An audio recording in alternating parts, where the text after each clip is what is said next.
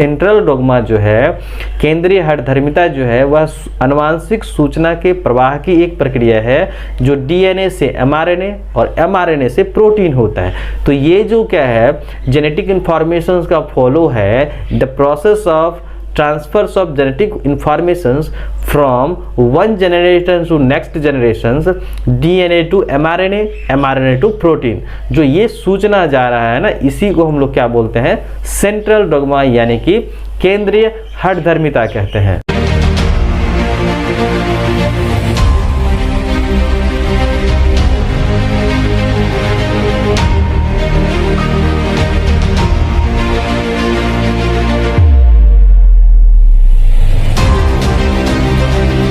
तो ये जो आपके सेंट्रल डोग्मा है ना, जो हम लोगों के जेनेटिक इंफॉर्मेशंस में यानी कि डीएनए तथा आरएनए में क्या होता है, आपके आनुवांशिक सूचना जो होता है वो निहित होता है। इसमें सारा इंफॉर्मेशंस जो है स्टोर्ड रहता है और ये पीढ़ी दर पीढ़ी क्या होते हैं, स्थानांतरित होते हैं, यानी कि एक पीढ़ी से दूसरी पीढ़ी में चले जाते हैं बाय प्रोसेस ऑफ। जो है माँ बाप क्या करते हैं, बच्चे को जब जन्म देते हैं तो उस दौरान जो जेनेटिक मेकअप में क्या होता है, ये सारी सूचनाएं जो हैं यानी जेनेटिक इंफॉर्मेशंस क्या हो जाती हैं, एक नए जीवों में चली जाती हैं। तो ये जो हम लोगों का जेनेटिक इंफॉर्मेशंस है यानी आनुवांशिक सूचना है, जो क्या होता है फॉर रिप्रोडक्शंस के दौरान, फॉर एक क्या जेनेटिक रिकॉम्बिनेशंस के दौरान एक पीढ़ी से दूसरी पीढ़ी में जाते हैं। तो जो क्या करता है, हम लोगों के फिनोटाइप को क्या करता है, एक्सप्रेस करता है, यानी कि जैसा जेनेटिक इंफॉर्मेशंस रहेगा हम लोग के डीएनए में, वैसा हम लोग का एक्सप्रेशन होगा, यानी कि जो फिनोटिपिक कैरेक्टर्स होगा, जैसे गुण हो गया, स्वभाव हो गया, यानी बाहरी रंग रूप, ये सारा होगा। तो जेनेटिक इंफॉर्मेशंस जो होता है वो पेरेंट सेल से ऑफस्प्रिंग्स में, तो यहाँ पर जो जेनेटिक इंफॉर्मेशंस का फॉलो होता है ना, यानी उन आनुवांशिक सूचना के प्रवाह की एक प्रक्रिया क्या है, it is the process of follow of genetic informations from one generation to next generation.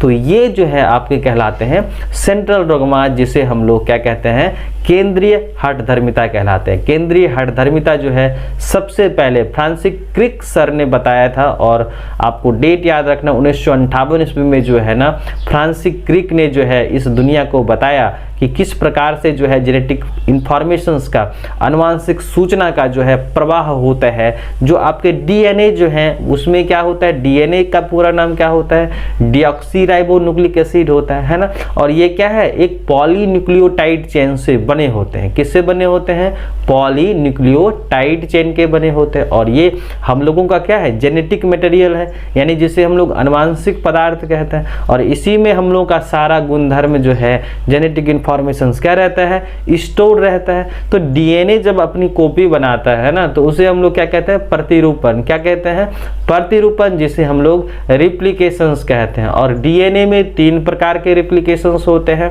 पहला जो होता है वह होता है आपका सेमी कंजर्वेटिव, उसके बाद होता है डिस्पर्सिव, और क्या होता है, कंजर्वेटिव। तो यहाँ पर संरक्षी प्रतिरूपण होता है, अर्ध संरक्षी प्रतिरूपण होता है और वितरित, यानी सेमी कंजर्वेटिव, अर्ध संरक्षी प्रतिरूपण, कंजर्वेटिव यानी कि संरक्षी प्रतिरूपण, और डिस्पर्सिव यानी वितरित प्रतिरूपण होता है। तो डीएनए में कैसा प्रतिरूपण, तो आपका जो है सेमी कंजर्वेटिव रिप्लिकेशंस होता है, क्योंकि यहाँ पर 5 जो है यानी कि 50% क्या होता है, 1 स्टेंट जो होता है वह टेम्पलेट होता है, और दूसरा स्टेंट जो उसी के क्या बनता है, स्टेंट्स बनता है, पैरेलल बनता है, वो क्या होते हैं, आपके न्यूली सिंथेसाइज स्टेंट्स होते हैं। तो यहाँ पर डीएनए में जो प्रतिरूपण होता है क्या होता है, अर्ध संरक्षी प्रतिरूपण होता है। तो डीएनए में डीएनए का जो बनना कहलाता है प्रतिरूपण आपका, वही सूचना डीएनए से एमआरएनए में जाती हैं, उसे हम लोग क्या कहते हैं, ट्रांसक्रिप्शन कहते हैं। क्या कहते हैं, ट्रांसक्रिप्शन, जिसे हम लोग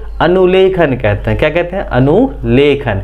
फिर जो है मैसेंजर्स आरएनए यानी एमआरएनए से सूचना जो है यह रिवर्सेबल हो सकता है, यानी कि जो आपके जैसे डीएनए से सूचना एमआरएनए में गई, इसको हम लोग क्या बोले, ट्रांसक्रिप्शन, जैसे अनुलेखन बोले। और यह रिवर्सेबल हो सकता है, जैसे कि एमआरएनए से डीएनए में सूचना जाएगी तो उसको हम लोग क्या बोलेंगे, उल्टा अनुलेखन। क्या बोलेंगे, उल्टा अनुलेखन। और जब एमआरएनए तक आनुवांशिक सूचना पहुंच जाएगी ना, तो एमआरएनए से कहां पहुंचेगा, आपके प्रोटीन्स में, तो जिसे हम लोग क्या कहते हैं, ट्रांसलेशन कहते हैं। क्या कहते हैं, ट्रांसलेशन यानी अनुवादन कहते हैं। तो यहाँ पर क्या होता है कि प्रोटीन्स के बनने की प्रक्रिया को क्या कहते हैं, हम लोग ट्रांसलेशन कहते हैं, जो आपके कहाँ होती है, राइबोसोम्स में होती हैं, और इसीलिए हम लोग राइबोसोम्स को क्या कहते हैं, प्रोटीन बनाने की फैक्ट्री कहते हैं ना, फैक्ट्री ऑफ प्रोटीन्स कहा जाता है।